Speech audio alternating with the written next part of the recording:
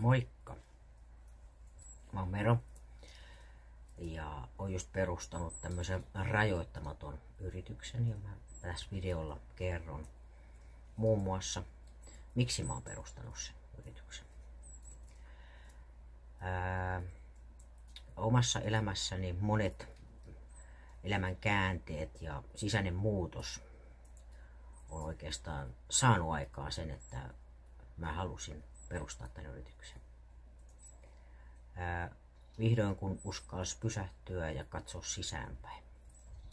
Ja tämä prosessi on ohjannut mua, opettanut mua ja voimaannuttanut mua ja tuonut sellaista syvää rauhaa elämään.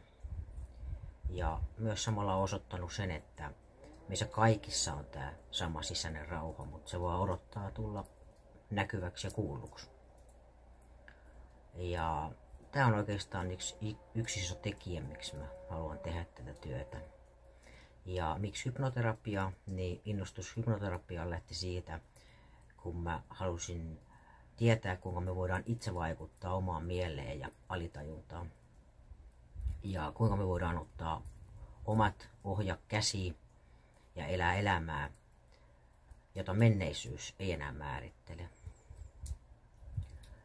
Ja ei tarvitse elää pelossa tai antaa riippuvuuksien rajoittaa sitä elämää. Hypnoterapia on siihen hyvä. Siinä saadaan nopeita, merkittäviä muutoksia, kun ne muutokset vaikuttaa sinne alitajunnan tasolle asti. Ja usein semmoinen 2-5 kertaa on ihan riittävä määrä. Ja samalla mä myös opetan itse hypnoosin taidon.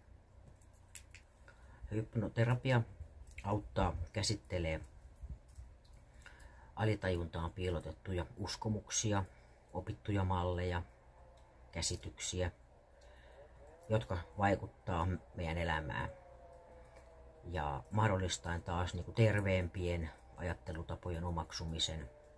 Tavallaan voidaan päivittää ne rajoittuneet uskomukset uusiin myönteisiin ajattelumalleihin, jotka sitten taas tukee meidän hyvinvointia. Mä haluan tukea ihmisiä kohti riippumatonta, rajoittamatonta elämää luottamuksessa ja rakkaudessa.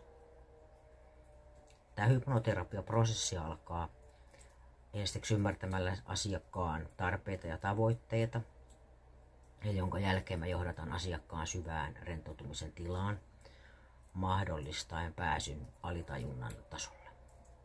Koska tässä tilassa tapahtuvat suggestiot edistää niitä positiivisia muutoksia.